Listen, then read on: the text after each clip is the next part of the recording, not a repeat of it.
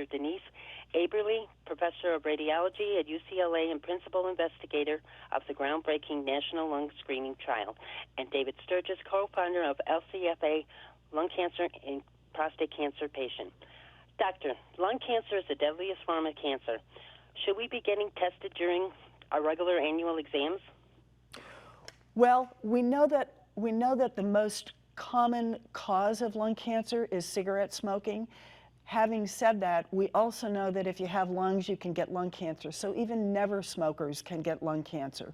What is currently being recommended in the United States is that if you are between the ages of 55 and 77, if you are a current or former heavy smoker, and if you have quit within the preceding 15 years, then yes, lung cancer screening is a good option for you.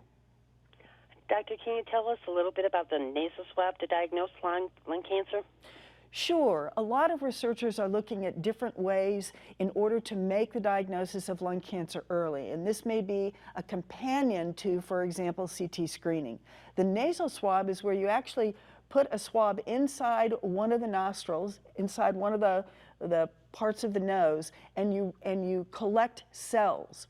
On the principle that those cells are similar to the cells in the lung that may cause lung cancer, those cells can be analyzed for signs of lung cancer. And we're hoping that this might be a way to establish the diagnosis kind of non-invasively and also very efficiently in the clinic.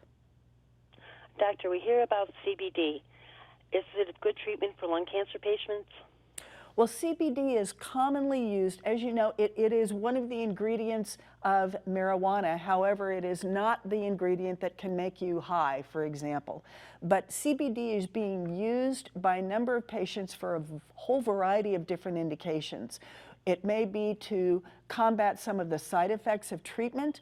It may also be used to deal with some of the complications of the cancer itself. What we know about CBD is that we don't know a whole lot, meaning that there's not a lot of scientific evidence pointing to the benefit of CBD. We also don't know how it may interact with someone's therapy if they are receiving lung cancer treatment. So if you're using CBD and you're being treated, you should let your physician know so that they can determine how it will influence your treatment. Thank you. David, you've been diagnosed with lung cancer twice and with prostate cancer. Can you briefly tell us about your story? My diagnosis came quite by chance, which is generally the case for most lung cancer diagnoses. At the time of my diagnosis, I thought I was a pretty healthy specimen. I had recently climbed Mount Kilimanjaro, and I had successfully completed the San Diego Rock and Roll Marathon. I had a routine heart scan. I received the results, and reviewing the results, there was literally a footnote that indicated that I had a spot on one of the lobes of my lung. I followed up on that observation and was told that the spot was malignant and that I had lung cancer. That in turn led to surgery and the removal of one of the lobes of my lung. This was almost 18 years ago. I continued to be followed by a great team of doctors, and about 2 years ago, another spot was found on one of the lobes of my lung, and I had yet another surgery.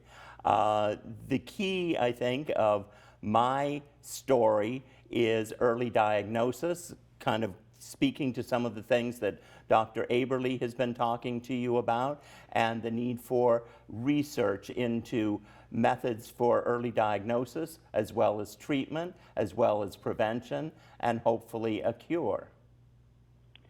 David, you are co-founder of the Lung Cancer Foundation of America. How has lung cancer research helped you? Lung cancer research has helped me, I think, as I just explained, from a point of view of an early diagnosis. And that is an important element for many, many people. But lung cancer research also is helping people who have been diagnosed with treatment, new, innovative, impactful treatment, also in terms of prevention and other elements of everyday life for a lung cancer patient. I was a lucky person. I have been lucky, but luck should not be the key to lung cancer research, survival. Instead, research should be the key to hope and survival from lung cancer. David, where can our viewers go for more information? We would appreciate it if your viewers would go to lungcancerfacts.info. I'd like to thank you both for taking the time this morning to talk with us. Well, thank you very much. Thank you. Welcome. Bye.